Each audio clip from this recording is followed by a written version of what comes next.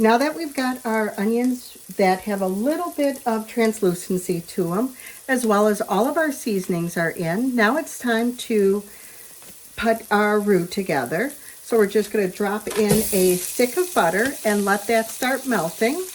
And then we're going to need 2/3 of a cup of flour, because you want about equal amounts of fat as you do flour.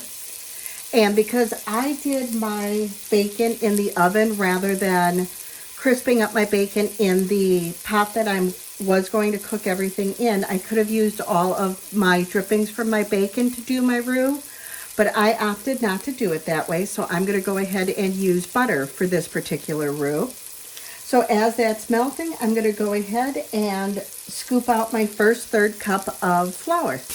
And I also like to let my butter or my fat melt all the way before I add my first bit of flour, because I've also found that the butter or my fat doesn't completely melt if I start to add my flour to start my roux. I don't know if that's true with other types of fat, but it definitely seems to be the case anytime that I try to make a roux with butter. And then with the spices already in there, I find that it doesn't blend as nicely with my roux.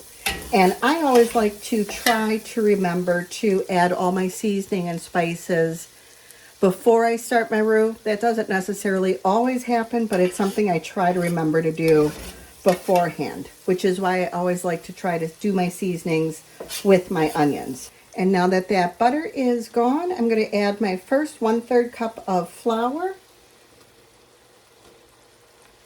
And then I'm going to quickly scoop in my second 1/3 cup. And I am teaspooning mine into my measuring cup. You go ahead and use whatever method you are most comfortable with in measuring out your flours. As you can see, that flour really absorbs all of your fat fairly quickly. And when we do our roux, you do want to cook your flour a little bit, because you want to get rid of that raw flour taste. So you definitely want all of that white flour to be gone. Otherwise you end up with kind of a funny, how can I explain it? A very funny raw taste in your soups. But make sure that you don't go too far that you end up with a bit of a burnt taste. And I'm going to use some homemade bone broth, but you can use store-bought chicken stock, or you can just use regular homemade chicken stock. You don't have to use bone broth in the next step. It just happens to be what I have at home. So you use whatever you think is most convenient for you, or whatever you've got on hand. I'm going to pop open a quart of homemade bone broth, and I don't drain the fat from my stock, so you're going to see that along the top, and I'm going to actually try to scoop that out to add it into my soup.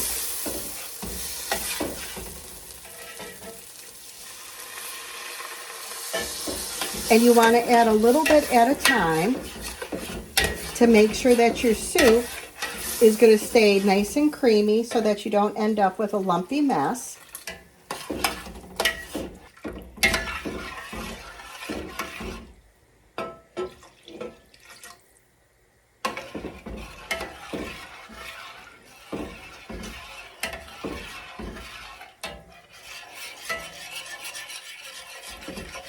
And pretty much all I want to do is make sure that I don't have anything lumpy in here, because I'm going to do this in phases. I have my potatoes all baked in my oven, and they've cooled, but I don't have them split from the skins yet.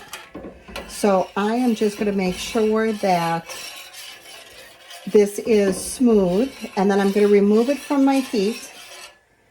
And then I am going to add my potatoes, and then add the remaining bit of ingredients. That's one of the things I really like about this soup, is it is so quick and simple to put together, and it can be done in segments. It's not something that you've got to spend all afternoon making. it really is a quick and simple homemade soup that you can just bang together very, very quickly. And as you can see, even though it's thick, it's not lumpy at all. And that's pretty much where you want to get to before you start adding the rest of this. Now, if you want a little bit of a thicker soup, you can go up to 6 quarts. It all depends upon what your roux is. But I am going to be adding some raw Jersey milk to mine rather than a heavy cream. So my proportions are going to be a little bit different than the recipe that I'm going to post below.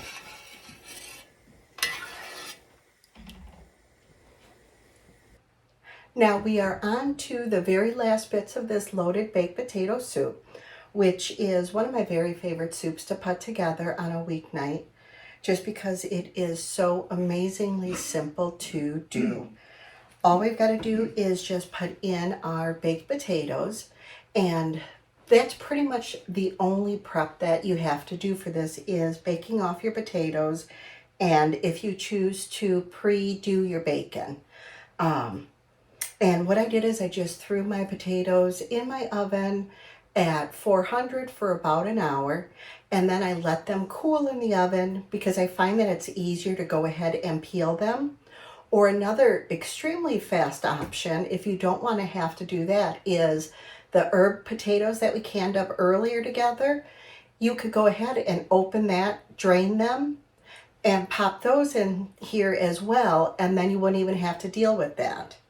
And if you don't want to have to pre-cook your bacon, you can do your bacon directly in your soup pot or your Dutch oven, whatever you're making your soup in.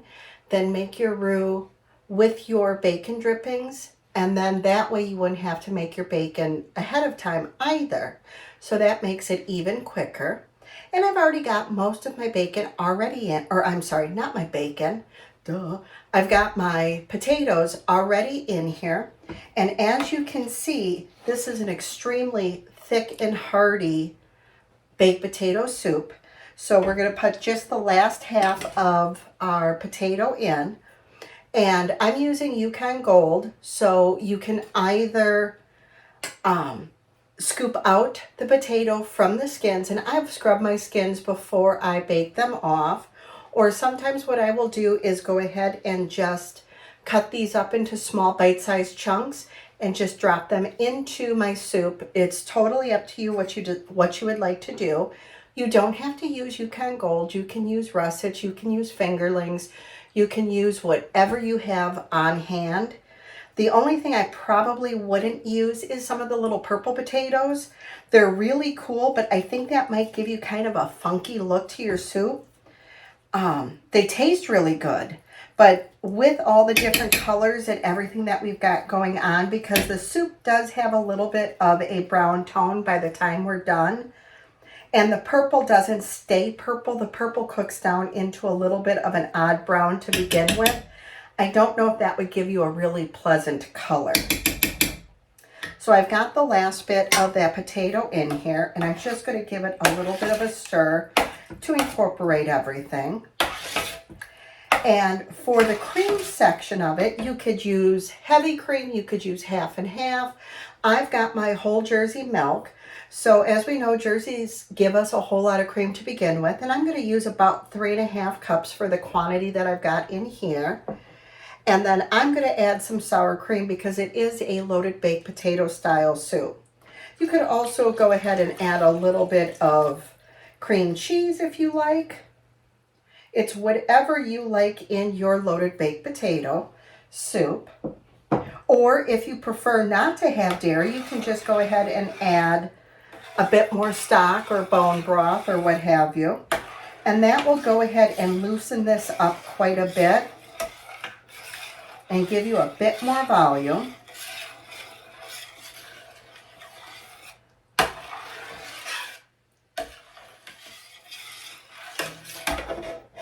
And then I want to add about 1/2 cup of sour cream. And I'm not going to measure that. I'm just going to go ahead and guesstimate. And I'm sure it's going to be a bit over because sometimes my guesstimation seems to be a bit on the heavy side.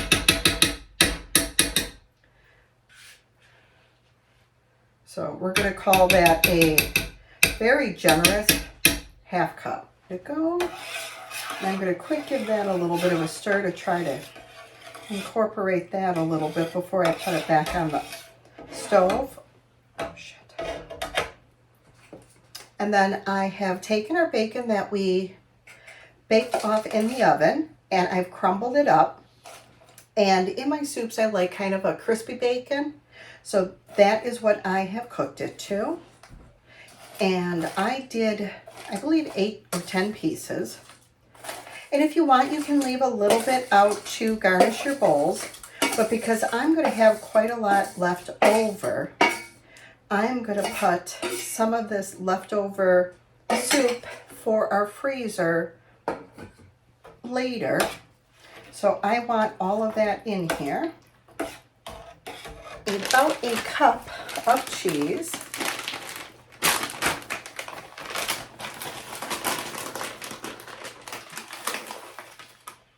Again, you can grab your little mixing bowl or measuring cup, measure that out.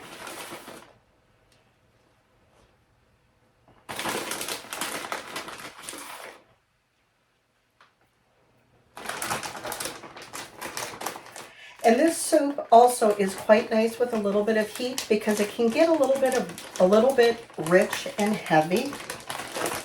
And I usually use a little bit of Frank's Red Hot, but I usually add that right before I am ready to serve after I warm it back up. And just to make sure that everything is well balanced. And I taste everything for seasonings just before then. So I am going to go ahead and pop this back on the heat so that I can get all that cheese melted and ooey and gooey. And then I also do my parsley flakes. It's really good in the summer with fresh parsley, and I use about a 1/4 cup, and I put that in right after I take it off of the stove in the heat. And then I just fold it through, and then I will sometimes garnish it with a little bit of parsley as well. And I'll garnish it with some spring onions in the summer as well. So that's, you know, a nice little way to be able to serve this. But as you can see, it's one of those soups that is really super fast to put together. And if you also want to stock your freezer, it's a soup that is super simple to double. And then you can just go ahead and put your leftovers in some freezer containers or some Ziploc bags, or however you like to store your items for your freezer without any extra effort really on your part, because it's just as easy to make enough servings for a night as it is to make a double batch and put some in the freezer for a meal in the future.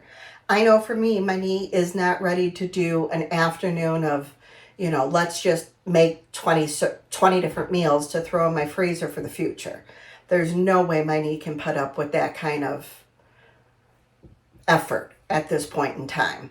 But I can easily double a recipe and put a few bags or a few canisters of soup in my freezer by just doubling a recipe a couple times a week. So that's, you know, one of those nice things that if you're super busy or you're feeling under the weather, you've got a meal already to go that you really didn't put all that much effort in, and you've got an extra meal ready to go for the future as well. So let me pop this on the stove, and then we can see what it looks like completely. The loaded baked potato soup is absolutely a wonderful hearty soup that has so many different options for serving with it. It's one of the soups that I really like. It's something that you can make as a main dinner that's more than adequate and super filling for that. Or you can serve it in a smaller bowl and then serve it with a side salad or a main salad like a chicken Caesar, or serve it with a normal dinner and just use it as a appetizer or something like that.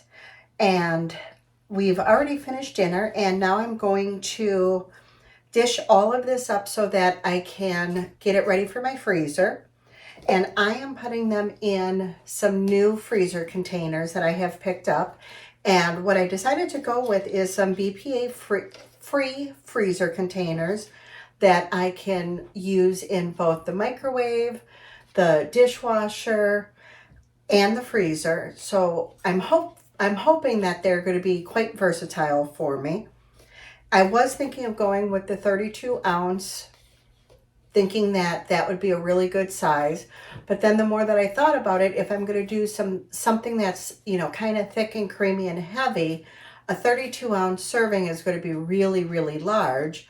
But then again, something that is a little bit looser, that is, maybe like a stock or something like that, that's not very much. But very seldomly do I tend to freeze something that is quite runny like that. So I guess I'm just going to have to play with the different sizes. And I'm trying to put them in the same type of quantity as what we had for dinner tonight. So Les had 2 bowls and I had 1. So it seems to be that this is measuring out to pretty much the same number of scoops that we had for dinner. And as you can see, as I'm putting this in, you can see how thick and creamy this loaded baked potato soup really is. It is really quite a yummy, divine little soup. It also would have been great with some sourdough bread or some biscuits or so many other different options. I don't know if I'm going to have enough for one whole other freezer container, so maybe I'll just fill that up and put it in as a refrigerator amount for just a little lunch snack tomorrow.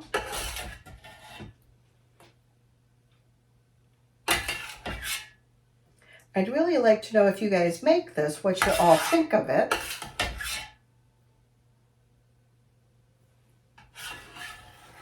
So we ended up, out of a normal batch, was enough for us to have dinner tonight, 3 full amounts to go into the freezer, plus enough for us to have lunch tomorrow. And it was such a quick and easy meal to put together. The things that took the longest really was the amount of time that it took the potatoes to bake in the oven, and for the bacon to bake, and then just chopping and dicing up the onion and making the roux. Everything else was really just assembling and waiting for the loaded baked potato to just warm up, and that was pretty much it. I hope you enjoyed the video today, and I hope you enjoy making this as much as we enjoyed eating it. Thank you very much for spending some time with me today, and please like, comment, and subscribe.